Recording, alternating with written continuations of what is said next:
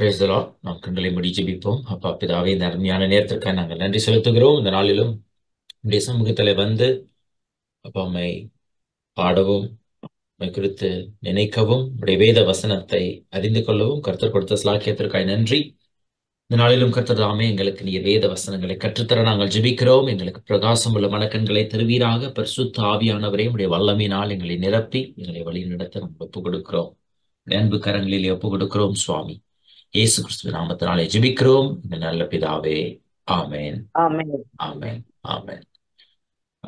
இந்த நாளிலும் நாம் தொடர்ந்து வேதத்திலிருந்து சில காரியங்களை படிக்கப் போகிறோம். இதுவரை இரட்சிப்பு என்ற பகுதியிலே நாம் பல வாரங்களாய் படித்தோம். பல காரியங்களை உங்களோடு கூட பகிர்ந்து கொள்ள கர்த்தர் கொடுத்த ஸ்லாக்கியத்திற்காக நான் தேவனுக்கு மகிமை செலுத்துகிறேன். அதாவது இரட்சிப்பு என்பது மிக மிக முக்கியமானது. அதாவது இந்த உலகத்திலே கர்த்தர் நம்மை உண்டாக்கின நோக்கமே என்னவென்றால், இரட்சிப்பை குறித்து நாம் அறிந்து கொள்ள வேண்டும். இரட்சிப்பின் முழுமையை நாம் முழுவதுமாய் அறிந்து கொள்ள வேண்டும். ஏன் அறிந்து கொள்ள வேண்டும்? அறிந்து கொண்டால்தான் தேவன் எப்படிப்பட்டவர், தேவன் எப்படி நம்மை நேசிக்கிறார், அவருடைய அன்பு எப்படிப்பட்டது, அவருடைய கிருபை எப்படிப்பட்டது, அவருடைய குணாதிசயங்கள் எப்படிப்பட்டது, இவைகள் எல்லாம் அறிந்து கொள்ள முடியும். இவைகளை நாம் அறிந்து கொள்ளும் பொழுது தேவனை நாம் மகிமைப்படுத்துகிறோம். We can glorify God in the end. அதாவது தேவனை மகிமைப்படுத்துவதுதான் நம்முடைய வாழ்க்கையின் நோக்கமே. கர்த்தராகிய இயேசு கிறிஸ்துவை அறிந்து கொள்வதனால நமக்கு என்ன வருகிறதுனா, தேவனை போல நம்ம மாறுகிறோம், கர்த்தரை மகிமைப்படுத்துகிறோம். அதுதான் நம்முடைய வாழ்க்கையின் objective. At the end of the day, in the final analysis, we are going to glorify God. அதாவது தேவனை நாம் மகிமைப்படுத்த போகிறோம். அதனாலதான் ரட்சிப்பை குறித்து பல வாரங்களாய் படித்தோம்.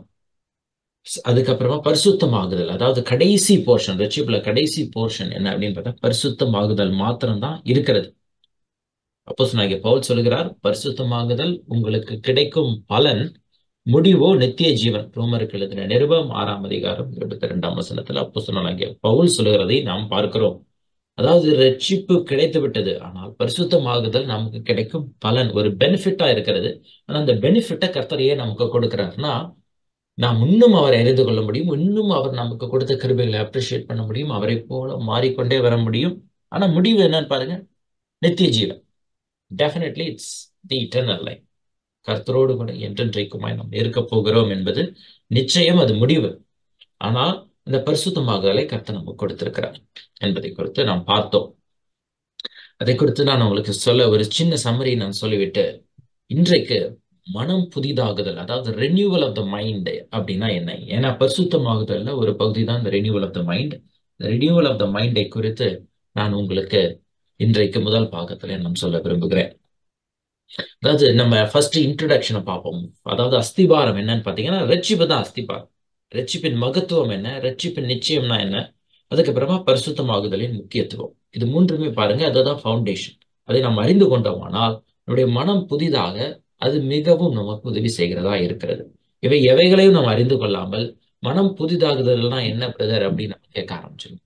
இப்ப இயேசுவை அறியாதவர்கள், ரட்சிக்கப்படாதவர்கள், ரட்சிப்புனா என்னன்னு தெரியாதவர்கள், பரிசுத்தமாகுதல்னா என்னன்னு தெரியாதவர்கள்ட்ட போயிட்டு நீங்க வந்துட்டு மனம் புதிதாகணும் அப்படின்னு சொன்னா, what do you mean மனம் புதிதாகணும்? What do you mean by renewal of the mind? I am all right.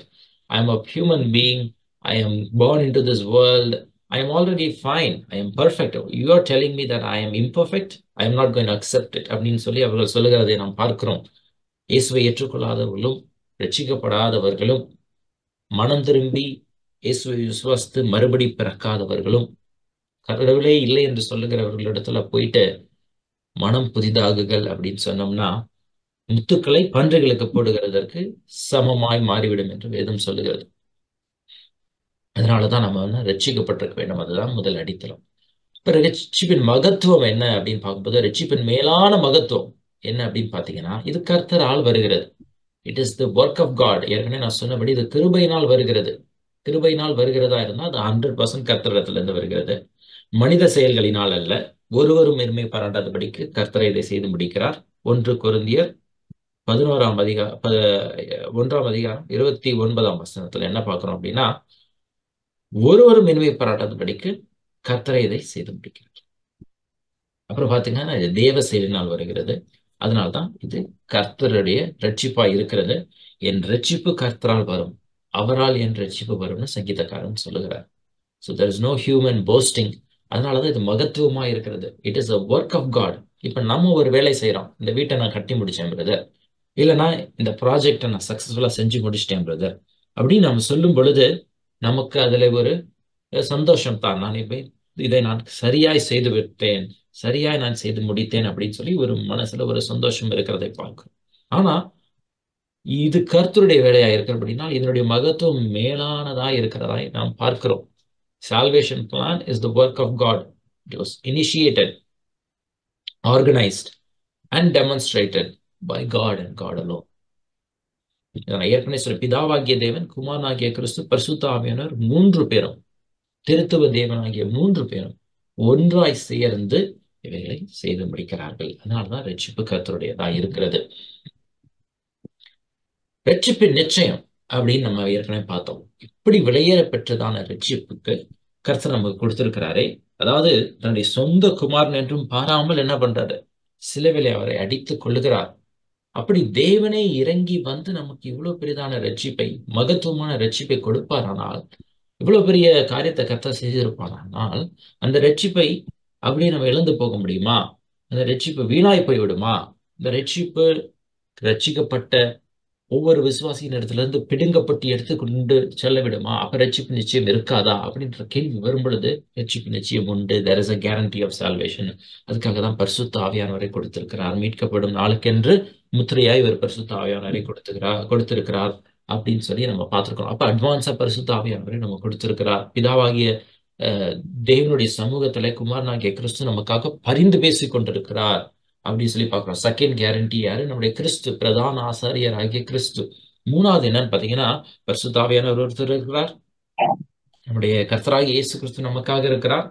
மூன்றாவதாய் நாம் பார்க்கும் பொழுது பிதாவாகிய தேவன் என்ன பண்ணுகிறார்னா, எல்லாத்துக்கும் மேல it is a plan of God because it is founded on the promises of God. இது தேவனுடைய திட்டமாய் இருக்கிறது. அது கர்த்தருடைய வாக்கு தத்தத்தினால் வருகிறது. That is why it is called a covenant. அதனால் தான் அது உடன்படிக்கை என்று அழைக்கப்படுகிறது. அதனால தேவனுடைய வார்த்தையிலும் தேவனுடைய திட்டத்திலும் அது நிலை கொண்டிருக்கிறபடினால் ரட்சிப்பு பூரணமாய் வருகிறது என்று நாம் பார்க்கிறோம். எபிரேயருக்கு எழுதின நிருபம் 6ஆம் அதிகாரம் 17 20 வரை உள்ள வசனங்கள் என்ன சொல்லுகிறதுனா, தேவன் ஆணையிடுகிறார். எதன் அடிப்படையில் தேவன் ஆணையிடுகிறார்? தேவனுடைய வாக்குத்தத்தம் ஒரு பக்கம் இருக்கிறது, தேவனுடைய திட்டம் மறுபக்கம் இருக்கிறது. இவை இரண்டும் மாறா தன்மையுள்ளது என்று வேதம் சொல்லுகிறது. நாம் வாசிக்கிற பொழுது இரண்டு மாறாத விசேஷங்களினால் நிறைந்த ஆறுதல் உண்டாகும்படி எவ்வளவேனும் பொய்யுரையாத தேவன் அப்படி செய்தார் என்று பார்க்கிறோம். இப்ப நிச்சயம் மூன்று பேரிடத்திலிருந்து வருது. பிதாவாகிய தேவன் வார்த்தையினாலும் அவருடைய திட்டத்தினாலும் வாக்குத்தத்தம் பண்ணுகிறார், உடன்படிக்கை பண்ணி நிச்சயத்தை செலுத்துகிறார். இரண்டாவதாக குமாரனாகிய கிறிஸ்து பிதாவினுடைய சமூகத்துல பரிந்து பேசுகிறார். எனக்கு பிதா கொடுத்த ஆடுகளில் ஒன்றையும் நான் இழந்து போவதில்லை என்று நம்ம பார்க்கிறோம். யோவான் எழுதின சுவிசேஷம் 6ஆம் அதிகாரம் 39ஆம் வசனம் சொல்லுகிறதை நாம் அறிந்திருக்கிறோம். அதை எபேசியருக்கு வாசிக்கும் பொழுது பரிசுத்த ஆவியானவர் மூன்றாவதாக நமக்குள் இருந்து நமக்காக ஒரு நிச்சயமாயிருக்கிறார், அச்சாரமாயிருக்கிறார், அட்வான்ஸா இருக்கிறார். நிச்சயம் உண்டு என்று நாம் பார்த்தோம். அப்ப ரட்சிப்பு நிச்சயத்தை குறித்து நாம் பார்த்து விட்டோம். அதனால்தான் ரோமருக்கு எழுதின நிருபம் 5ஆம் அதிகாரத்துல அப்போஸ்தலனாகிய பவுல், ரட்சிப்பு நிச்சயம், நாம் ரட்சிக்கப்படுவது அதிக நிச்சயமாமே அப்படின்னு சொல்லி அவர் சொல்லுகிறார். ஒரு தடவை மாத்திரமல்ல, சத்துருக்களா இருக்கையில் மாத்திரமல்ல, இன்றைக்கு நாம் கிறிஸ்துவனுடைய குமாரனாக பிள்ளைகளாக மாற்றப்பட்டதற்கு பின்பதாக ரட்சிப்பு நிச்சயமாய் இருக்கிறது என்று அவர் சொல்லி முடிக்கிறதை நாம் பார்க்கிறோம். மூன்றாவதாக சிக்னிபிகன்ஸ் ஆஃப் சாங்டிபிகேஷன். இப்ப ரட்சிப்பை முழுவதுமா அறிந்து கொண்டோம்னா ஒரு கேள்வி வருகிறது. இது எல்லா கிறிஸ்தவர்களுக்கும் வருகிற கேள்விதான். அப்போஸ்தலனாகிய பவுல் என்ன பண்றாருன்னா, 1 ரோமருக்கு எழுதின நிருபம் 1ஆம் அதிகாரத்திலிருந்து 5ஆம் அதிகாரம் வரைக்கும் ரட்சிப்பின் விசேஷத்தை மகத்துவமாய் சொல்லுகிறார். எல்லாரும் பாவம் செஞ்சுட்டாங்க, எல்லாரும் அடிமையா இருக்கிறாங்க. ஆதாம் மூலமா மரணம் வந்துச்சு, கிறிஸ்து மூலமா உயிர்த்தெழுதல், ஜீவன் வருகிறது. அப்ப விசுவாசிக்கிற யாரையும் கர்த்தர் என்ன பண்ணுகிறார்? நித்தியத்துக்கு கொண்டு போய் சேர்க்கிறார். ஆபிரகாம் விசுவாசித்தான், அது அவனுக்கு நீதியாக எண்ணப்பட்டது. அதெல்லாம் சொல்லி முடிச்சிடுறாரு. அப்ப விசுவாசத்தின மாத்திரம் தான் ரட்சிப்பு வருகிறது, கிரியைகளினால் வருகிறது அல்ல அப்படிலாம் தெளிவா காமிச்சிட்டு 5ஆம் அதிகாரத்துல ரட்சிப்பு நிச்சயத்தை இப்பதான் நம்ம பார்த்தோம்ல, அதிக நிச்சயமாமே அதிக நிச்சயமாமே எல்லாம் சொல்லிட்டு 6ஆம் அதிகாரத்துக்கு வரும்போது ஒரு கேள்வி கேட்கிறாரு. அதுல முதலாவது வசனமே என்ன சொல்றாருன்னா, அப்படியானால் கிருபை பெருகும்படி நாம் பாவம் செய்யலாமா அப்படின்னு சொல்லி ஒரு கேள்வி வருகிறது. அப்ப உலகத்துல ரட்சிக்கப்பட்ட எந்த கிறிஸ்தவனா இருந்தாலும் சரி, அதாவது சுவிசேஷத்தை சரியாய் புரிந்து கொண்ட யாரா இருந்தாலும் சரி, என்னப்பா நீங்க சொல்றீங்களே, ரட்சிப்பு கிருபையினால் வருகிறது, கர்த்தரே இதை செய்து முடிக்கிறார், ரட்சிப்பு நிச்சயத்தையும் கொடுத்துட்டாரு, பரலோகத்தையும் கொடுத்துட்டாரு, ஆவியானவரையும் கொடுத்துட்டாரு, இயேசு கிறிஸ்துவையும் நமக்கு பிரதா பிரதான ஆசிரியராக கொடுத்துட்டாரு, வாக்குத்தத்தத்தை கொடுத்துட்டாரு, உடன்படிக்கையும் பண்ணிட்டாரு, தம்முடைய கூட்டத்துல ஒன்னா சேர்த்துட்டாரு. இப்ப எல்லாத்தையும் பண்ணிட்ட தேவன் அப்புறம் எதுக்கு நம்ம உலகத்துல இருக்கோம்? பாவம் செய்யலாமா? நான் இப்ப பாவம் செஞ்சா நரகத்துக்கு நான் போவேனா மாட்டேனா? இல்ல பாவம் செஞ்சுட்டா ரட்சிப்பை இழந்துருவேனா மாட்டேனா? இப்படின்ற ஒரு கேள்வி வருகிறதுனால அப்போஸ்தலனாகிய பவுல் பாருங்களேன், அவரு சத்தியத்தை போதிக்கும் பொழுது இந்த கேள்வியெல்லாம் எழுப்புவாங்க நம்முடைய மக்கள் அப்படின்னு தெரிஞ்சு என்ன பண்றாரு, அந்த கேள்வி எழுப்புறார். கேள்வி எழுப்பிட்டு சொல்றாரு பாத்தீங்களா? ரோமருக்கு எழுதின நிருபம் 6ஆம் அதிகாரம் 14 16 வரை உள்ள வசனம். டிஸ்பிளே இருக்கு, யாரும் வாசிக்கிறதா கூட வாசிங்க. நீங்கள் நியாய பிரமாணத்திற்கு கீழ்ப்பட்டிராமல் கிருபைக்கு கீழ்ப்பட்டிருக்கிறபடியால் பாவம் உங்களை மேற்கொள்ள மாட்டாது. இதனால் என்ன? நாம் நியாய பிரமாணத்திற்கு கீழ்ப்பட்டிராமல் கிருபைக்கு கீழ்ப்பட்டிருக்கிறபடியால் பாவம் செய்யலாமா? கூடாதே. மரணத்துக்கு ஏதுவான பாவத்துக்கானாலும் நீதிக்கு ஏதுவான கீழ்ப்படிதலுக்கானாலும் எதற்கு கீழ்ப்படியும்படி உங்களை அடிமைகளாக ஒப்பு கொடுக்கிறீர்களே, அதற்கே கீழ்ப்படுகிற அடிமைகளாய் இருக்கிறீர்கள் என்று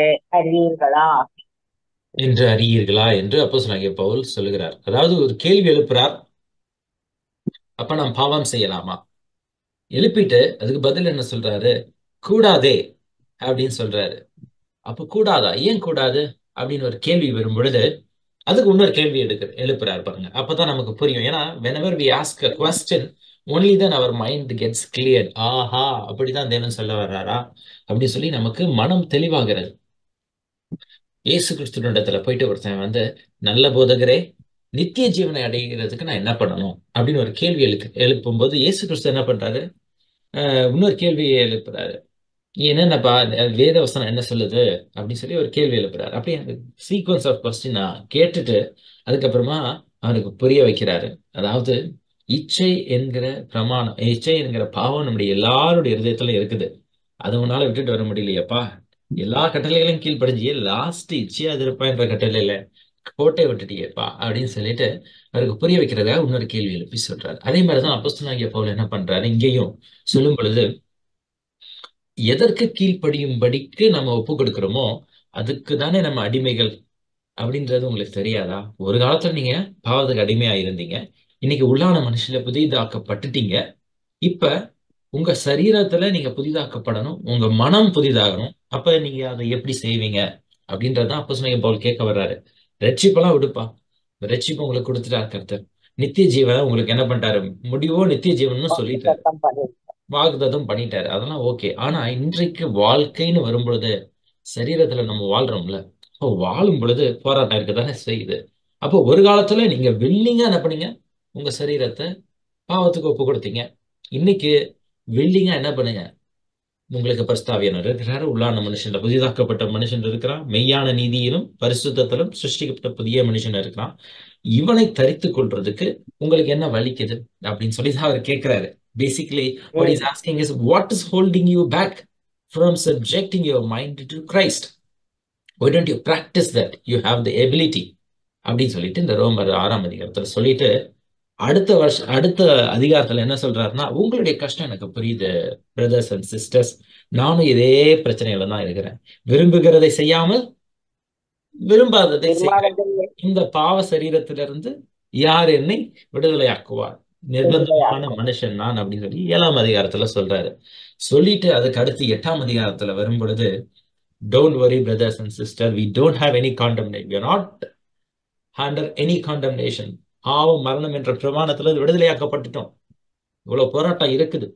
ஆனா அதுக்கப்புறம் 8ஆம் அதிகாரத்துல வரும் பொழுது அவர் சொல்றாரு, நமக்கு பலவீனத்துல நம்ம என்ன ஜெபிக்கணும் நமக்கு தெரியாம இருக்கும் பொழுது பரிசுத்த ஆவியானவர் என்ன பண்றாரு? உங்களுக்காக ஜெபிக்கிறார். அப்புறம் சொல்லிட்டு என்ன சொல்றாருன்னா, கடைசியா 8ஆம் அதிகாரம் முடிக்கும் பொழுது என்ன சொல்லி முடிக்கிறாரு பாருங்க. கிறிஸ்துவின் அன்பை விட்டு நம்மை பிரிப்பவர் பிடிப்பவன் யார்? யார்? மரணமோ நாசமோசமோ வேற எந்த சிருஷ்டியும் நம்மை பிரிக்க மாட்டாது. ஏன்னா இந்த கோல்டன் செயின் தான். தேவன் அவர்களை முன்னறிந்தாரோ தம்முடைய குமாரனுடைய சாயலுக்கு ஒப்பா இருப்பதற்கு முன்குறித்திருக்கிறார். இல்லை முன்குறித்தார், அவரை அழைத்திருக்கிறார். அவளை அழைத்தார், அவளை நீதிமானாக்கி இருக்கிறார். அவளை நீதிமானாக்கி அவளை மகிமைப்படுத்தி இருக்கிறார். அந்த பாவ போராட்டம் உண்டு. ஆனால் அதை மேற்கொள்றது எப்படின்னு சொல்லிட்டு அதுக்கப்புறமா இதெல்லாம் பண்ணுங்க அப்படின்னு சொல்லிட்டு ரோமர் 12ஆம் அதிகாரம் 17ஆம் அதிகாரத்துல இருந்து அவர் சொல்றாரு. என்ன சொல்றாருன்னு பாத்தீங்கன்னா, உங்களை என்ன பண்ணுங்க, மனம் புதிதாகுதலினாலே மறுரூபமாகுங்கள் அப்படின்னு சொல்லி அந்த ரோமர் 12ஆம் அதிகாரத்துல அவர் சொல்றதை பார்க்கிறோம். சோ இந்த பரிசுத்தமாகுதல்னா என்னன்னு பாத்தீங்கன்னா, மனம் புதிதாகுதல் அப்படின்றதை குறித்து நான் உங்களிடத்துல இப்படி சொன்னேன். இப்ப காட்ஸ் வியூல we are already righteous, correct தானே? அதாவது தேவனுடைய பார்வையில நீதிமான், பரிசுத்தர், மகிமைப்படுத்த விட்டோம், பரலோகத்துக்கு போறோம், விசுவாசத்தின் அடிப்படையில வருகிற நீதி. மனிதனுடைய பார்வையில we will only be considered righteous when we subject our flesh to obey the will of God. இல்லையா? நம்முடைய செயல்களை பார்க்கும் பொழுது மாத்திரமே நாம் என்ன பண்ண முடியும்? அநேகரை நீதிக்கு உட்படுத்த முடியும். இது மாத்திரமல்ல, அப்போஸ்தலனாகிய பேதுரு என்ன சொல்றாருன்னா, உங்கள் அழைப்பையும் தெரிந்து கொள்ளுதலையும் உறுதியாக்கும்படி ஜாக்கிரதையாயிருங்கள். இங்கிலீஷ்ல எப்படி வருதுன்னா, make every effort to confirm your calling and election. நீங்க ரட்சிக்கப்பட்டீங்கன்னு எனக்கு எப்படி பிரதர் தெரியும்? நீங்க அழைக்கப்பட்டவர், நீங்க தேவனால் தெரிந்து கொள்ளப்பட்டவர் எனக்கு எப்படி தெரியும்? அதை உறுதி பண்ண நீங்க முயற்சி எடுங்க. அது எப்படி முயற்சி எடுக்கணும்னா, இந்த சரீரத்தை சப்ஜெக்ட் பண்றத, mastering your mind to obey Christ அப்படின்றார். நம்ம பார்த்துட்டோம். அதாவது சரீரத்துல நம்ம பரிசுத்தம் ஆகுதல் நமக்கு கிடைக்கிற பலனா இருக்கிறது.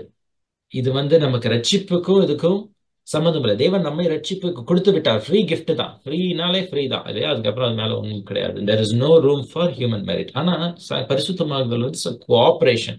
அது நமக்கு ஒரு எக்ஸ்ட்ரா பெனிஃபிட்டா இருக்குது. பரிசுத்தமா நீ வாழ்ந்துப்பா. பரிசுத்தம்னு உனக்கு ஒரு கொடுத்துட்டேன்.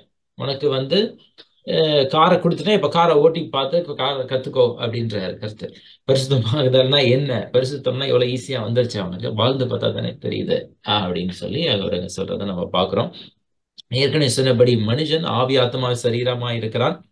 ஆவியில உள்ளான மனுஷனிலே புதிய சிருஷ்டியா சிருஷ்டிக்கப்பட்டு விட்டான். தேவனுடைய சாயலாக அவன் இருக்கிறான். ஆனால் சரீரம் அவனுக்கு பாவத்துக்கு விரோதமாய் போராட்டம் பண்ணி கொண்டே இருக்கிறது. அப்ப ஒரு ரட்சிக்கப்பட்ட புதிய மனிதன் என்ன பண்ணுகிறான்னா, இந்த ஃபிளஷ் பாத்தீங்களா, flesh is always pulling him in the opposite directions. என்னன்னா, சரீரத்துல நிறைய நமக்கு என்ன போராட்டங்கள் இருக்கிறது, நிறைய டெம்டேஷன்ஸ் வருது. அது மாத்திரமல்ல, எமோஷன்ஸ், நம்முடைய சோல் பாத்தீங்களா, இட்ஸ் சீட் ஆஃப் எமோஷன்ஸ். அப்புறம் தாட்ஸ் எல்லாமே பாருங்களேன். நம்மள சரீரத்துல ஒரு ஆசை வருகிறது, மைண்ட் திங்க் பண்ணுது, இதை பண்ணலாமா, அதை பண்ண வேணாமா. அப்புறம் எமோஷன்ஸ் என்ன பண்ணுகிறது, சில பேர் நம்ம மேல அஃபெக்ஷன் இருக்கும், சில பேர் மேல கோபம் இருக்கும், எரிச்சல் இருக்கும். இது எல்லாமே சேர்ந்து நம்மள என்ன பண்ணுகிறதுனா, we have at the end of the day we have to make a choice, right? Either நம்முடைய சித்தத்தை என்ன பண்ணலாம், கிறிஸ்துவுக்கு கீழ்ப்படிய பண்ணலாம், இல்லையா கிறிஸ்துவை போல தரித்து கொள்ளலாம், கிறிஸ்துவை போல நாம இருக்க கற்றுக்கொள்ளலாம். ஆனா நம்ம என்ன பண்ணலாம், we can choose the desires of flesh and go in the other direction. இப்போ 1 தெசலோனிக்கர் 5:23 அதான் சொல்றாரு. என்ன பண்ணுங்க, பரிசுத்தம் அதாவது தேவன் உங்களை பரிசுத்தமாக்குவாராக, உங்கள் ஆவி, ஆத்மா, சரீரம் முழுவதும் குற்றமற்றதாய் காணப்படுவதாக அப்படின்னு சொல்லி அவர் சொல்லுகிறார். அப்ப அதை தான் நம்ம இங்க பாக்குறோம். we are subjecting the mind to Christ, தான் the sanctification. Okay, sounds good brother. Price the Lord. நம்ம இதை பரிசுத்தமாகுறோம். அது ப்ராக்ரெசிவா தான் நடக்கிறது. நான் ஏற்கனவே சொல்லிட்டேன், டக்குன்னு நம்ம ஒரே நாள்ல 100% ரீச் பண்ண போறதில்ல. கொஞ்சம் கொஞ்சமா நாம் பரிசுத்தமாகி கொண்டே வருகிறோம். நாள் ஒன்று வரும், கடைசிய காலம் துணிக்கும், ஒரு நொடி பொழுதலை கர்த்தர் நம்மை மறுரூபமாக்குவார். மனம் புதிதாகுதலினாலே இன்றைக்கு மறுரூபமாக்கப்பட்டு வருகிறோம் சரீரத்திலே. ஒரு நாள் வரும் பொழுது முழுவதுமாய் மறுரூபமாக்கப்பட்டு கர்த்தரை போல் இருப்போம். அழியாமை என அழியாமையை அணிந்து கொள்ளும் நாள் அந்த நாள் அப்படின்றது நமக்கு தெரியும். ஆனா பார்ட்னர்ஷிப் வித் ஹோலி ஸ்பிரிட், அதாவது பரிசுத்த ஆவியானவர் நமக்கு கூட இருந்து உதவி செய்கிறார். வேதம் என்ன சொல்லுதுன்னா, இது பரிசுத்த ஆவியானவரின் பரிசுத்தமாகுதல்னே அது இந்த வேதம் சொல்லுகிறது. நம்ம பார்க்கும் பொழுது 1 பேதுரு 1ஆம் அதிகாரத்துல பிதாவாகிய தேவனுடைய முன் அறிவிப்பின்படியே ஆவியானவரின் பரிசுத்தமாகுதலினாலே அப்படின்னு சொல்லி பேதுரு சொல்லுகிறத நம்ம பார்க்கிறோம். ஒன்னு தெசலோனிக்கேயர் 5:23 நான் சொன்னபடி சமாதானத்தின் தேவன் உங்களை பரிசுத்தமாக்குகிறார். லேவியராகமம் 20ஆம் அதிகாரத்துல 8ஆம் வசனம் என்ன சொல்லுகிறதுன்னு பாத்தீங்கன்னா, நானே உங்களை பரிசுத்தமாக்குகிற கர்த்தர் அப்படின்னு சொல்லி நம்ம பார்க்கிறோம். உங்களில் நற்கிரியைகளை தொடங்கினவர் யாரு? கிறிஸ்து இயேசு. அவர் என்ன பண்றாரு? உங்களை பரிசுத்தமாக்கி கொண்டே வருகிறார். முடிவு பரியந்தம், நாள் பரியந்தம், கிறிஸ்து இயேசுவின் நாள் பரியந்தம் முடிய நடத்துவார் என்று நம்பி என்று நாம் வேதத்துல படிக்கிறோம். அப்ப builds our character, strengthens our faith, transforms us. இப்ப இந்த builds our character and strengthens our faith, அது ரெண்டும் தான் என்னன்னு பாத்தீங்கன்னா ரினியூவல் ஆஃப் த மைண்ட். அதாவது நம்முடைய கேரக்டர் வந்து கொஞ்சம் கொஞ்சமா மாறிக்கிட்டே வருகிறது. எப்படின்னா நல்லதை நோக்கி. சில பேர் ரட்சிக்கப்படாதவர்களுடைய கேரக்டர் அப்படியே தீயதை நோக்கியே போய் கொண்டே இருக்கிறதை நம்ம பார்க்கிறோம்.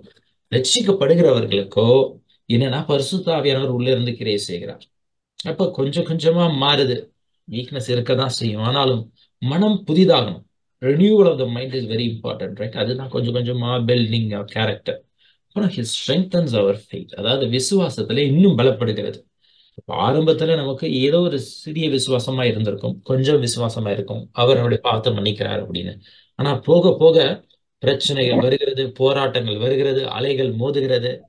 ஆனாலும் பாருங்களேன், எந்த பிரச்சனையுமே இல்லை, நம்ம தைரியமாய் ஓடுகிறோம். அதாவது விசுவாசமாம் படகில் யாத்திரை செய்கையில் தண்டு வலித்து நீ கலங்குகையில் யார் இருக்கிறா? பயப்படாதே, கர்த்தர் கூட உண்டு, பரலோக துறைமுகம் சேரும் வரை.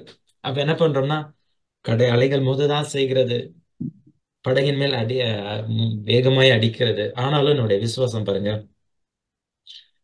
கர்த்தர் என்ன பண்ணுவார்ப்பா, கொண்டு போய் சேர்ப்பார் அப்படின்னு ஒரு நம்பிக்கை உண்டாக்குது. பார்த்தீங்களா அந்த ரினியூவல் ஆஃப் த மைண்ட். சில பேருக்கு சின்ன பிரச்சனை வந்தாலே ஐயோ ஆண்டவரே இப்படி பண்ணிட்டீங்களே அப்படின்னு சொல்லிட்டு நம்ம சோர்ந்து போகிறதை பார்க்கிறோம். அப்போ ரினியூவல் ஆஃப் த மைண்டு தான் அது. ரினியூவல் ஆஃப் மைண்ட் ஆக ஆக அது கிறிஸ்துவை போலவே என்ன பண்ணுகிறது? நம்மை மறுரூபமாக்குகிறது.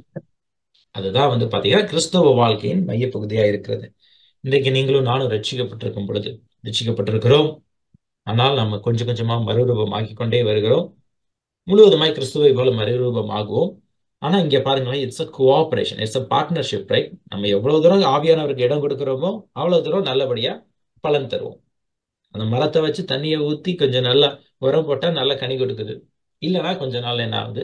கனி கொடுக்க மாட்டேங்குது. அதே மாதிரி ஆவியானவருக்கு இடம் கொடுத்து, ஆவியானவருக்கு நம்ம வந்து இடம் கொடுக்கறதுனா, பரிசுத்த ஆவியானவர்ல நம்ம வந்து நிறையப்படுதல் அப்படின்னா, ஆவியானவருடைய சத்தத்தை கேட்குதல், ஆவியானவர் என்ன சொல்லுகிறா, வேதத்தை நாம வந்து ஆழமாய் படிக்கிறது, அப்புறம் தேவனுடைய காரியங்களை அதிகமாக ஈடுபடுவது, தேவன் நமக்கு என்ன சொல்லணும்னு விதத்துல நினைக்கிறாரோ அதெல்லாம் நம்ம வந்து கேட்டு செயல்படுகிறது தான் என்னன்னு பார்த்தீங்கன்னா இந்த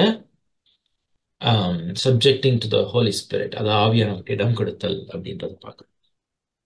ரினியூவல் ஆஃப் த மைண்ட் அப்படின்னு பார்க்கும் பொழுது, காட் பில்ட்ஸ் அவர் கேரக்டர். நான் சொன்னபடி இந்த பார்ட்னர்ஷிப், இந்த கோஆபரேஷன், தேவன் நம்மை நற்குணசாலியாக்குகிறார். அதாவது தேவனே நம்மை ஒரு நற்குணசாலியாக்குகிறார். அதாவது நல்ல ஒரு கேரக்டர் கொஞ்சம் கொஞ்சமா மோல்ட் பண்றார். ஏன்னா அவர் தான் அதை தொடங்கினவர். கொஞ்சம் கொஞ்சமா மோல்ட் பண்ணிட்டு வருகிறார். He is taking as into a maturity. மனம் புதிதாகல் அப்படின்ற வசனத்தை நம்ம பார்க்கும் பொழுது, ரோமர் எழுதின நிருபம் 12ஆம் அதிகாரம் 2ஆம் வசனத்துல அப்போஸ்தலனாகிய பவுல் இப்படியாக சொல்லுகிறதை நாம் பார்க்கிறோம். யாராவது வாசிக்கிறீங்களா? நீங்கள் இந்த பிரபஞ்சத்திற்கு ஒத்த வேஷம் தெரியாமல் தேவனுடைய நன்மையும் பிரியமும் பரிபூரணமுமான சித்தம் என்னதென்று பகுத்தறியத்தக்கதாக உங்கள் மனம் புதிதாகிறதுனாலே மறுரூபமாகுங்கள். மனம் புதிதாகுது, அதனால அப்படியே நம்ம we are being transformed like Christ. Very simple. 2 கொரிந்தியர் 4:16 வசனம் வாசிங்களேன். ஆனபடியினாலே நாங்கள் சோர்ந்து போகிறதில்லை. எங்கள் புறம்பான மனுஷனானது அழிந்தும் உள்ளான மனுஷனானது நாளுக்கு நாள் புதிதாக்கப்படுகிறது.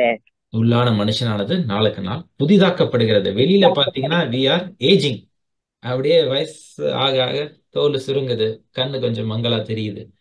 ஆனா உள்ள ஒரு மனுஷன் யங் ஆயிட்டே வராரு. அப்படியே ஆப்போசிட்டா இல்லையா? உள்ளான மனுஷன் நாளுக்கு நாள் புதிதாக்கப்பட்டு வருகிறார் அப்படின்னு சொல்லி அப்போஸ்தலனாகிய பவுல் சொல்லுகிறாரு. We are going back in time. to the original situation when Adam was in the Garden of Eden. அப்ப ஆதாம் எப்படி உண்டாக்குனாரோ மெய்யான நீதியிலும் பரிசுத்தத்திலும் புதிதாக்கப்பட்ட ஒரு மனுஷனை நாம என்ன பண்ண தரித்துக்குள்ள உள்ளாகின மனுஷன்ல புதிதாக்கப்படுகிறோம். அப்புறம் பில்ஸ் அவர் கேரக்டர் நான் ஏற்கனவே சொன்னபடி உங்களின் நற்கிரியைகளை தொடங்கினவர். யாருப்பா தொடங்கினா? கிறிஸ்து இயேசு நம்ம என்ன பண்றாரு? தொடங்குறார். பரிசுத்தாவியானவர் வந்து இந்த இயேசு கிறிஸ்துக்குள்ளாய் ஒரு ஞானஸ்தானத்தை கொடுத்து இயேசு கிறிஸ்துவை போல மாற்றி உருமாற்றி நம்மளை வந்து நற்கிரிகளை செய்ய வைக்கிறார். அன்றையிலிருந்து ஒரு பெரிய மாற்றம் வருகிறது. முற்காலத்திலே பாவத்துக்கு அடிமையா இருந்தோம், இன்றைக்கு நீதிக்கு அடிமையா இருக்கிறோம். நமக்கு முன்பாக இருந்த காரியங்கள்லாம் இப்போது வெட்கமாய் தோன்றுகிறது. இதுதான் வந்து ரட்சிக்கு பெண் அடையாளம். இதுதான் ரட்சிக்கப்பட்டவர்களுக்குள்ள நடக்கிறதான ஒரு காரியம். அப்புறம் என்ன பாக்குறோம்னா எபேசியர் 2:8-10 வரை உள்ள வசனத்துல அதான் அப்போஸ்தலன் சொல்றாரு. ஏனெனில் நற்கிரியைகளை செய்கிறதற்கு நாம் கிறிஸ்து இயேசுவுக்குள் சிருஷ்டிக்கப்பட்டு தேவனுடைய செய்கையாய் இருக்கிறோம். அவைகளில் நாம் நடக்கும்படி அவர் முன்னதாக அவைகளை ஆயத்தம் பண்ணினார். நாம் தேவனுக்குள் சிருஷ்டிக்கப்பட்டுட்டோம், தேவனுடைய செய்கையாவே இருக்கிறோம். இவைகளெல்லாம் நடக்கணும்னு சொல்லி தேவன் முன்னதாகவே ஆயத்தம் பண்ணி வச்சிருக்கிறார். This is the path you are going to go through அப்படின்னு சொல்லி வச்சிருக்கிறார். இப்ப ஒவ்வொருத்தரையும் கர்த்தர் எப்படிங்க வழி நடத்துவார் அப்படின்னு பாத்தீங்கன்னா, ஒவ்வொருத்தரையும் ஒவ்வொரு மாதிரி தான் வழி நடத்துவார். ஏன்னா என்ன வழி நடத்துற மாதிரி உங்களை வழி நடத்த மாட்டார். அவனவனுக்கு தக்கதாக அவனவனுக்கு நியமிக்கப்பட்ட ஓட்டத்துல பொறுமையோட ஓட அப்படின்னு. இப்ப என்னுடைய விசுவாசம் வேற லெவல், பிரதர் லியோவுடைய விசுவாசம் வேற லெவல், அம்மாவனுடைய விசுவாசம் வேற லெவல். அதனால எனக்கு தெரியல, அவர்களுக்கு நியமிக்கப்பட்ட ஓட்டத்துல கர்த்தர் என்ன பண்ணுகிறார்? ஒவ்வொருவரையும் நடத்தி கொண்டு போகிறார். விசுவாசத்துல மேலும் மேலும் என்ன பண்றாரு? பலப்படுத்திட்டு வந்து கொண்டே இருக்கிறாரு நம்ம பாக்குறோம். அப்ப அப்படி நடத்தி கொண்டு போகும் பொழுது தேவன் ஆனா எப்படி கிரியை செய்கிறார் நம்முடைய வாழ்க்கையில அப்படின்றது நமக்கு தெரியும். ஆவியானவர் என்ன பண்ணுகிறார்? நமக்கு சாட்சி கொடுக்கிறார். அதுல நாம வளர்ந்து கொண்டே இருப்போம். வேதத்துல பல கேரக்டர், இன்றைக்கு ஒரு 3 கேரக்டரை நம்ம பார்க்க போறோம். அவங்களை எப்படி வழி நடத்தினாரு அப்படின்னு சொல்லிட்டு, எப்படி அவங்க கேரக்டர், அதாவது அவங்களுடைய வர்ச்சு வந்து ஸ்ட்ரென்தன் பண்ணாரு. இவங்க எல்லாமே ரொம்ப வீக் தான், ஆனா அவங்கள அப்படியே வந்து ஸ்ட்ராங்கா மாத்துறாரு கர்த்தர். அதை நம்ம நீங்க பார்க்க போறோம். இந்த 2 பேதுரு 1:5-8 வரை உள்ள வசனத்தை வாசிக்கும் பொழுது, விசுவாசத்தோட தைரியம், தைரியத்தோட ஞானம், ஞானத்தோட இச்சையடக்கம், இச்சையடக்கத்தோட பொறுமை, பொறுமையோட தேவபக்தி, தேவபக்தியோட சகோதர சிநேகம், இவைகள் எல்லாம் நீங்க உங்ககிட்ட உண்டாகி பெருகினால் இயேசு கிறிஸ்துவை அறிகிற அறிவிலே வீணரும் கனியற்றவருமா இருக்க விட்டாது. அப்ப இட்டு கொஞ்சம் கொஞ்சமா உண்டாகி பெருகணும், உண்டாகி பெருகணும். அதுதான் வந்து 2 பேதுரு 1ஆம் அதிகாரத்துல பேதுரு சொல்லுகிறார். இப்ப நம்ம பார்க்கும் பொழுது இதுதான் இது பெஸ்ட் அனாலஜி. என்னன்னு பாத்தீங்கன்னா, குயவன் என்ன பண்றாருன்னா, இஸ் மோல்டிங் த பாட். என்ன பண்றாரு? இஸ் கேர்ஃபுல்லி மோல்டிங் த பாட் அப்படின்றது பார்க்கணும். அந்த இங்கிலீஷ்ல வாசிக்கும் பொழுது ஏசாயா 64ஆம் அதிகாரம் 8ஆம் வசனம் சொல்லி பாருங்களேன். Yet, O Lord, you are our Father. We are the clay. You are the potter. We are all the works of your hand. We are all the work of your hand அப்படின்னு சொல்லி நம்ம பார்க்கிறோம். அப்ப நம்ம ஏற்கனவே இதை அப்போஸ்தலனாகிய பவுல் எங்க சொன்னாரு பாருங்க. எபேசியர் 2ஆம் அதிகாரத்துல என்ன சொல்றாரு? நாம் தேவனுடைய செய்கையா இருக்கிறோம் அப்படின்னு சொல்லி அப்போஸ்தலனாகிய பவுல் சொல்றாரு. அதே தான் இங்க ஏசாயாவும் சொல்றாரு. அடுத்து பாருங்களேன், ஜெரமாயா 18ஆம் அதிகாரத்துல 4ஆம் வசனம். The pot he was shaping from the clay was marred in his hand. So the potter formed it into another pot. கொஞ்சம் என்னாச்சு? விலகி போகுது. டக்குன்னு என்ன பண்றாரு? அந்த களிமண்ணை தூக்கி எறிஞ்சிடுறாரா? இல்ல, இந்த களிமண்ணை திரும்ப கொஞ்சம் சுத்தி விட்டு அப்படியே ரீமாடல் பண்றாரு. So God's work is remodelling. அதுதான் ஆண்டவர் என்ன பண்றாரு? கம்ப்ளீட்டா அழித்து போடுகிறதில்லை, ரீமாடல் பண்ணிக்கிட்டே இருக்கிறார். இதை நம்ம வாசிக்கலாம். எரேமியா வந்து 18ஆம் அதிகாரத்துல இந்த வசனத்தை வசனம் 1-7 வரை உள்ள வசனம் இது. நீங்க இந்த வாசிக்கிறதுனால வாசிங்க. கர்த்தரால் எரேமியாவுக்கு உண்டான வசனம். நீ எழுந்து குயவன் வீட்டிற்கு போ, அங்கே என் வார்த்தைகளை உனக்கு தெரிவிப்பேன் என்றார். அப்படியே நான் குயவன் வீட்டிற்கு போனேன். இதோ அவன் திரிகையினாலே வணைந்து கொண்டிருந்தான். குயவன் வணைந்து கொண்டிருந்த மண்பாண்டம் அவன் கையிலே கெட்டு போயிற்று. அப்பொழுது அதை திருத்தமாய் செய்யும்படிக்கு தன் பார்வைக்கு சரியாய் கண்டபடி குயவன் அதை திரும்ப வேறே பாண்டமாக வணைந்தான். அப்பொழுது கர்த்தருடைய வசனம் எனக்கு உண்டாகி, அவர் இஸ்ரவேல் குடும்பத்தாரே, இந்த குயவன் செய்தது போல நான் உங்களுக்கு செய்யக்கூடாதோ என்று கர்த்தர் சொல்லுகிறார். இதோ இஸ்ரவேல் வீட்டாரே, களிமண் குயவன் கையில் இருக்கிறது போல நீங்கள் என் கையில் இருக்கிறீர்கள். ஆமென். Praise the Lord. இதை கேட்கும் பொழுதே நமக்கு ஒரு பெரிய சந்தோஷம் தான் வருது. அதாவது குயவன் கையில இருக்கிறத களிமண்ணை போல நீங்க என் கையில இருக்கிறீங்கன்ற. அப்ப பாருங்களேன், நம்ம கெட்டு போக சம்டைம்ஸ் நம்ம பாவம் செஞ்சு விலகி போனாலும் என்ன பண்றாரு, கொஞ்சம் திருத்தமா கரெக்ட் பண்றாரு. நம்ம இன்னைக்கு எக்ஸாம்லாம் எழுதும் பொழுது பென்சில் எழுதுங்கன்னு சொல்லுவாங்க சின்ன வயசுல. பேனால எழுதிடாதீங்க, அழிக்க முடியாது அப்படின்னு. நம்ம பென்சில் எழுதும் போது ரப்பரை வச்சு அழிச்சிட்டு அது மேல கொஞ்சம் எழுதுறதுக்கு வசதியா இருக்கும். அது மாதிரிதான் பாருங்களேன், ஆண்டவர் என்ன பண்றாரு, நம்மள கொஞ்சம் திருத்தமாய் வணைந்து கொண்டே வருகிறார். ரட்சிக்கப்பட்ட ஒவ்வொருவரும் கர்த்தருடைய கையில இப்படிதான் இருக்கும். அவர் என்ன பண்றாரு, வணைந்து கொண்டே வருகிறார். 1000 தடவை கொஞ்சம் இது போனாலும் திரும்ப என்ன பண்றாரு, சுத்தி வளைஞ்சுக்கிட்டே தான் இருக்கிறாரு. கர்த்தர் வணைந்து கொண்டே இருக்கிறார். ஆனா இதுல அந்த கோஆபரேஷன், அந்த களிமண் நல்ல இதா இருக்கணும், கொஞ்சம் வளைஞ்சு கொடுக்கணும். அதுல போய் கல்லு மண்ணெல்லாம் இருந்துச்சுன்னா சரிப்பட்டு வராது. கல்லான இருதயம், கடினமான இருதயம், கடினப்பட்ட இருதயம்லாம் இருந்துச்சுன்னா ஆண்டவரால செய்ய முடியாது. ஆண்டவரை சொல்லு, நான் கேட்கிறேன் அப்படின்னு சொல்லுகிற ஒரு நல்ல இருதயம் நம்ம கொடுக்க கொடுக்க ஆண்டவர் என்ன பண்றாரு, அப்படியே பியூட்டிஃபுல் பாட்டா வணைஞ்சு அப்படியே ராஜா வீட்டினுடைய அரண்மனையில போய் வச்சிருவாங்கல்ல அழகா அந்த பாட்டு. அந்த மாதிரி கர்த்தர் நம்மை செய்ய விரும்புகிறார். அதே சொல்றாரு, முடிவோ நித்திய ஜீவன், நீங்கள் எல்லாரும் என்னோட இருக்க போறீங்க, ராஜா வீட்டு கண்ணுக்குட்டியா தான் நீங்க இருக்க போறீங்க அப்படின்னு சொல்லிட்டு தான் என்ன பண்றாரு, வணைகிறாரு கர்த்தர் நம்மை. இப்ப நான் அந்த 3 கேரக்டர் சொன்னேன், அதை மட்டும் டக்கு டக்கு நான் சொல்லி நான் முடிக்க விரும்புகிறேன். ஆப்ரஹாம்ஸ் கன்ஃபியூஷன், அதாவது ஆப்ரஹாம பாத்தீங்கன்னா விசுவாசத்தின் தகப்பன்னு சொல்றோம், ஆனா he was very weak in faith. அவரை நீங்க பார்க்கும் பொழுது நீங்க ஜெனிசிஸ் சாப்டர் 15 படிச்சீங்கன்னா ஃபர்ஸ்ட் ஆண்டவர் ஜெனிசிஸ், அதாவது ஆதியாகமம் 12ஆம் அதிகாரத்துல அவரை தேவன் அழைக்கிறார். 13ஆம் வசனத்துல அவர் அவருக்கும் லாட்டுக்கும் பிரிஞ்சு போகும் பொழுது, லாட் நீ என்ன வேணா எடுத்துக்கோன்னு சொல்லி அவரை கேர் பண்றாரு. அப்புறம் லோத்துவினுடைய இதை எல்லாம் கூட்டிட்டு போனதுக்கு அப்புறமா அவங்கள போய் விடுதலை ஆக்கிட்டு வர்றாரு, அதெல்லாம் பண்றாரு. ஆனாலும் பாருங்களேன், ஆபிரஹாமுக்கு ஒரு கன்ஃபியூஷன். 15ஆம் அதிகாரத்துல இந்த இதை நீங்க வாசிச்சிருப்பீங்களா என்று எனக்கு கிளியரா வாசிச்சிருப்பீங்களான்னு எனக்கு தெரியல. ஆனா இந்த 15ஆம் அதிகாரத்துல பாருங்களேன், ஆண்டவர் சொல்றாரு, வானத்து நட்சத்திரத்துல பாருப்பா, அது மாதிரி நான் உன்னுடைய ஜனத்தை மாற்றுவேன் அப்படின்னு சொல்லும்போது, ஆபிரஹாம் இருந்தாலும் கொஞ்சம் பலவீனத்துல இருக்கிறார். தேவரீர் எனக்கு புத்திர சந்தானம் அருளவில்லை, இதோ என் வீட்டில பிறந்த பிள்ளை எனக்கு சுதந்திரவாளியா இருக்கிறான் அப்படின்லாம் சொல்றாரு. அப்புறம் பாத்தீங்கன்னா அவரு தேவன் என்ன பண்றாருன்னா அவருக்கு ஒரு சந்தர்ப்பம் கொடுக்கிறார், ஒரு ஆப்பர்ச்சுனிட்டி. என்ன சொல்றாரு அப்படின்னு பாத்தீங்கன்னா, ஆஹ் 7ஆம் வசனத்துல இருந்து வாசிங்களேன், இந்த ஆதியாகமம் 15:7. பின்னும் அவர் அவனை நோக்கி, இந்த தேசத்தை உனக்கு சுதந்திரமாக கொடுக்கும் பொருட்டு உன்னை ஊர் என்கிற கல்தேயருடைய பட்டணத்திலிருந்து அழைத்து வந்த கர்த்தர் நானே என்றார்.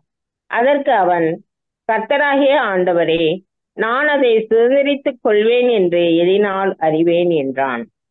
அதற்கு அவர், 3 வயது கிடாரியையும் 3 வயது வெள்ளாட்டையும் 3 வயது ஆட்டுக்கடாவையும் ஒரு காட்டுப்புறாவையும் ஒரு புறா குஞ்சையும் என்னிடத்தில் கொண்டு வா என்றார். அவன் அவைகள் எல்லாவற்றையும் அவரிடத்தில் கொண்டு வந்து அவைகளை நடுவாக துண்டித்து துண்டங்களை ஒன்றுக்கொன்று எதிராக வைத்தான். பட்சிகளை அவன் துண்டிக்கவில்லை. பறவைகள் அந்த உடல்களின் மேல் இறங்கின. அவைகளை ஆபிரகாம் துரத்தினான். சூரியன் அஸ்தமிக்கும் போது ஆபிரகாமுக்கு அயர்ந்த நித்திரை வந்தது. திகிலும் காரிருளும் அவனை மூடிக்கொண்டது. அப்பொழுது அவர் ஆபிரகாமை நோக்கி, உன் சந்ததியார் தங்களுடைய அல்லாத அந்நிய தேசத்திலே பரதேசிகளாயிருந்து அத்தேசத்தாரை சேவிப்பார்கள் என்றும் அவர்களால் 400 வருஷம் உபத்திரவப்படுவார்கள் என்றும் நீ நிச்சயமாய் அறிய கடவாய். இவர்கள் சேவிக்கும் ஜாதிகளை நான் நியாயம் தீர்ப்பேன். பின்பு மிகுந்த பொருள்களுடனே புறப்பட்டு வருவார்கள். நீ சமாதானத்தோடே உன் பிதாக்களிடத்தில் சேர்வாய்.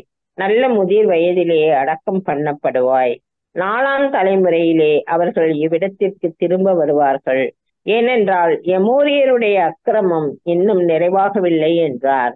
சூரியன் அஸ்தமித்து காரிருள் உண்டான பின்பு இதோ புகைகிற சூளையும் அந்த துண்டங்களின் நடுவே கடந்து போகிற அக்கினி ஜுவாலையும் தோன்றின. அந்நாளிலே கர்த்தர் ஆபிரகாமோடே உடன்படிக்கை பண்ணி எகிப்தின் நதி துவக்கி ஐப்ராத்து நதி என்னும் பெரிய நதி மட்டும் உள்ளதும் கேனியரும் கெனீசியரும் கத்மோனியரும் ஏத்தியரும் பெரிசியரும் ரெப்பாயிமியரும் எமோரியரும் கானானியரும் கிர்காசியரும் எபூசியரும் என்பவர்கள் இருக்கிறதுமான இந்த தேசத்தை உன் சந்ததிக்கு கொடுத்தேன் என்றார். தேங்க்யூ. Price the Lord. இந்த இடத்துல பார்க்கும் பொழுது இது நம்ம தெளிவாய் ரொம்ப கேர்ஃபுல்லா வாசிச்சிருப்போமான்னு தெரியல. ஆனா ஆபிரகாம் பாருங்க, தேவன் அழைக்கிறார். பல சந்தேகம், அதாவது பார்வோன் எகிப்துக்கு போகும்போது பார்வோன் இடத்துல போய் சொல்றாரு, தேவனை அவரால் நம்ப முடியவில்லை, கொஞ்சம் பயந்துடுறாரு அங்க. அது மாத்திரமல்ல, ஆபிரகாமுக்கு பாருங்க அந்த விசுவாசத்துல பலவீனமாய் இருக்கிறார். ஆனா இன்றைக்கு அப்போஸ்தலனாகிய பவுல் எழுதும் பொழுது ஆபிரகாம் விசுவாசத்தின் தகப்பன் அப்படின்னு சொல்லிட்டு, who is the father of ஃபெய்த்னா ஆபிரகாம். ஆனா அவர் பலவீனத்துல இருக்கிறாரு. ஆண்டு கூப்பிட்டோன்னா வந்துடுறாரு. ஆனா பெரிய பிரச்சனைகள் வரும்பொழுது சோர்ந்து போயிடுறாரு. வாக்குத்தத்தம் பண்ணீங்களா ஆண்டவரே, இதெல்லாம் நான் எப்படி அறிவேன் அப்படின்னு சொல்லி அவர் தேவனிடத்துல நோக்கி கொஸ்டின் பண்றாரு. அப்போ ஆண்டவர் எனக்கு 100 வயதாயிருச்சு, என்னுடைய மனைவியும் இது பண்ண முடியாது, குழந்தை பெற்றுக்கொள்கிற நிலைமையில இல்லை, நீங்க என்ன சொல்றீங்க ஆண்டவரே, இதெல்லாம் நடக்க வாய்ப்பே இல்லை அப்படின்னு சொல்லிட்டு he is always bringing reason இல்லையா. இது is always giving some excuses. அப்ப ஆண்டவர் என்ன பண்றாருன்னா, நீ இதெல்லாம் எடுத்துட்டு வந்து வைப்பா அப்படின்னு சொல்லி சொல்றாரு. இது 2ஆ வெட்டி வைன்றாரு. ஒரு ஆக்வர்டான ஒரு சுச்சுவேஷன் தான். வெட்டி வைக்கும்போது அவருக்கு என்ன பண்றாருன்னா, நைட்டு அவரு தூங்கிடுறாரு. எதுக்கு வைக்க சொன்னாரு, என்ன பண்ண சொன்னாருன்னு எதுக்குமே தெரியலையே. இப்ப ஆண்டவருக்கு ஆபிரகாமுக்கு ஆண்டவர் சொல்லி காமிக்கிறாரு, இப்படிலாம் நான் பண்ண சொன்னேன், எதுக்கு பண்றீங்கன்னே தெரியலையே அப்படின்னா பண்ணிக்கிட்டே இருப்பா அப்படின்றத உணர்த்துறதுக்காக தான் சொல்றாரு. தூக்கம் வந்துருச்சு ஆபிரகாமுக்கு, நைட்டு தூங்கிடுறாரு. திகிலும் காரிருளும் அவனை மூடிக்கொண்டது. பயப்படுறாரு ஆபிரகாம். ஆண்டவர் தான் சொல்றாரு இவ்வளவு நேரம் பேசிட்டு இதை பண்ணுன்னு. ஆனா அவர் என்ன பண்றாரு, திகிலும் காரிருளும் வந்தோன்னா அவர் என்ன பண்றாரு, அவரு சோர்ந்து போயிடுறாரு ஆபிரகாம். அப்ப கூட ஆண்டவர் என்ன பண்றாருன்னா, திரும்ப என்ன தோன்றி, பயப்படாதே நான் இங்கதான் இருக்கிறேன் அப்படின்னு வாக்குத்தத்தமா கொடுக்கிறாரு. பாருங்க, ஆண்டவர் he keeps on giving promises because God's word is founded on promise and covenant. இங்கதான் உடன்படிக்கை பண்ணுகிறார் ஆபிரகாமோட. அப்புறம் ஒரு அடையாளத்தை கொடுக்கிறார். சரிப்பா, உனக்கு என்ன ஒரு சூப்பர் நேச்சுரலா ஒரு அடையாளம் காமிக்கிறேன்னு சொல்லிட்டு, இதோ புகைகிற சூளையும் அந்த துண்டங்களின் நடுவே கடந்து போகிற அக்னி ஜுவாலையும் தோன்றின அப்படின்னு சொல்லி நம்ம பார்க்கணும். அதை பார்த்தோன்னா ஆபிரகாம் இதுவரை பார்த்திராத ஒரு பெரிய அதிசயத்தை பார்த்துட்டாரு. இந்த மாதிரியான ஒரு அதிசயம் அவர் பார்த்திருக்க மாட்டாரு. அப்ப பாத்தீங்கன்னா அந்த கன்ஃபியூஷனான ஒரு சூழ்நிலையில, ரொம்ப குழப்பமான சூழ்நிலை, திகில் காரிருள், அப்புறம் சோர்ந்து போயிருக்கிற ஆபிரகாம், விசுவாசத்துல பலவீனப்பட்ட ஆபிரகாமுக்கு தேவன் என்ன பண்ணுகிறாருன்னா, he is molding him somehow. he is getting ஒரு டிஃபிகல்ட்டான பாத்துல தான் கொண்டு போறாரு. ஒரு பக்கம் அடிக்கப்பட்ட மிருகம், இருள், காரிருள், திகில் இருந்தாலும் ஆபிரகாமுக்கு என்ன பண்றாரு, பயப்படாத, this is not weird, this is not going to end, this is going to end, this is just for a lesson சொல்லி கற்றுக் கொடுக்கிறார். கொடுத்து அந்த நெருப்பு அந்த இதுவும் உள்ள நடந்து போகும்பொழுது ஆபிரகாம் அதை பார்த்துட்டு அப்படியே பிரமிச்சிருப்பார். Wow, God is doing miracle. ஒரு நாள் கூப்பிட்டாரு, வந்தேன், எதுக்கு வந்தேன், ஏன் வந்தேன்னு தெரியல, இது வரைக்கும் ஒரு அற்புதத்தையும் நான் பார்க்கலையேன்றது ஃபர்ஸ்ட் மிராக்கிள் ஆபிரகாம் பார்க்கிறாரு. பாருங்க, பார்த்தாரு, அவருடைய கண்கள் என்ன பண்ணுது, பெரியதாய் திறக்கப்படுகிறது. அவருடைய கான்பிடன்ஸ் பாருங்க. அடுத்து தன்னுடைய மகனை பலி செலுத்த செல்லும் பொழுது ஆதியாகமம் 22ஆம் அதிகாரத்துல தைரியமா கூட்டிட்டு போறாரு. தைரியமா கூட்டிட்டு போறாரு. ஏன்னா அதுக்கு முன்னாடி வரைக்கும் God has been working. அவருடைய கேர்ல இருந்து, கால்ல இருந்து, கேர்ல இருந்து, கன்ஃபியூஷன், சேலஞ்சு எல்லாத்தையும் கொடுத்து என்ன பண்றாரு, ஒர்க் பண்றாரு. இவ்வளவு தூரம் 15ஆம் அதிகாரத்துல பண்ணோனையும் 16ஆம் அதிகாரத்துல போய் என்ன பண்றாரு, மனைவி சொன்னாங்கன்னு சொல்லிட்டு ஆகார் இடத்துல இஸ்மாயில பெற்றெடுக்கிறார் இல்லையா. இருந்தாலும் ஆண்டவர் என்ன பண்றாரு, அவரை விடல. அவருடைய விசுவாசத்துல பலப்படுத்தி பலப்படுத்தி பூரணப்படுத்தி விசுவாசத்தின் தகப்பன்னு அவரை செஞ்சுட்டார். சோ அதுதான் பாத்தீங்கன்னா, குயவன் கையில இருக்கிற களிமண்ணாய் கர்த்தர் நம்மை வணைகிறார். இதுதான் நம்ம என்ன பாக்குறோம்னா, God who began the good work in us, he will completely take it to the end அப்படின்னு சொல்லி நம்ம பார்க்கிறோம். ஸோ இதுதான் இன்றைக்கு நான் உங்களோட பகிர்ந்து கொள்ள வேண்டும் என்று விரும்பினது. நேரம் இல்லாதபடி நான் இதோட நான் முடித்துக் கொள்கிறேன். ஜோசப்ஸ் டிப்ரெஷனை குறித்தும் மோசஸ் ஹெசிடேஷனை குறித்தும் அடுத்த தடவை நான் சந்தர்ப்பம் இருக்குமானால் உங்களோடு கூட நான் பகிர்ந்து கொள்கிறேன். இன்றைக்கு கேட்ட பகுதிகளிலே, தியானித்த பகுதிகளிலிருந்து உங்களுக்கு ஏதாவது கேள்விகளோ இல்ல வேற ஏதாவது வேத வசனங்கள் நீங்க ஷேர் பண்ணணும்னு இருப்பீர்களானால் அது இந்த டைம்ல நீங்க ஷேர் பண்ணிக்கணும்.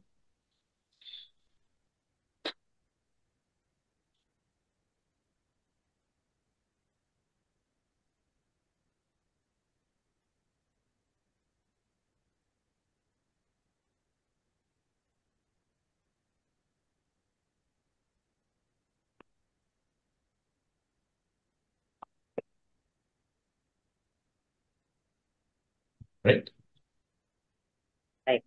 நாம் கண்களை மூடி ஜெபிப்போம். இந்த நாளிலே கேட்ட வேத வசனத்தின்படி கர்த்தர் நம்மை பரிசுத்தமாக்குகிறவர், அவர் நம் மனதை புதிதாக்குகிறவர், அவர் ஒரு நாள் புரியுதா? நம்மை கைவிடுகிறதில்லை. ஆபிரகாமுக்கே தேவன் என்ன பண்ணுகிறார்? கை கொடுத்து உதவி செய்கிறார்.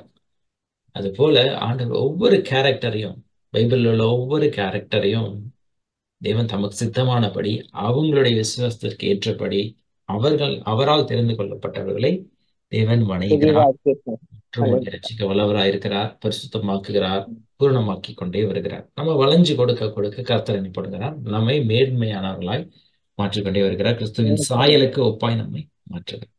அதனால் அதை எண்ணி அவரை மாற்றிக்கொண்டு வருகிறார். எங்கள் அன்புள்ள ஆண்டவரே, இந்த நாளிலுமாய் கூட வேத வசனத்தை தியானிக்க கர்த்தர் கொடுத்த சிலாக்கியத்திற்காய் நன்றி.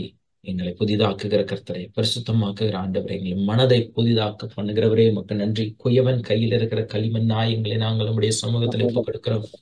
தேவாதி தேவனே, சர்வ வல்லமுள்ள ஆண்டவரே, நீரே எங்கள் கர்த்தர், நீரே எங்கள் அடைக்கலம், நீரே எங்கள் குயவன். உடைய கைகளிலே எங்களை நாங்கள் ஒப்புக் கொடுக்கிறோம். எங்கள் காலங்கள் உடைய கரங்களில் அல்லவோ இருக்கிறது. வருஷத்தை நன்மையாய் முடிசூட்டுகிறவரே, ஒவ்வொரு நாளும் எங்களை பாதுகாக்கிறவரே, நீர் எங்களை வணைந்திட எங்களை நாங்கள் ஒப்புக் கொடுக்கிறோம். எங்கள் ஆவி, ஆத்மா, சரீரம் பரிசுத்தமாய் காக்கப்பட கர்த்தர் உதவி செய்யுங்க.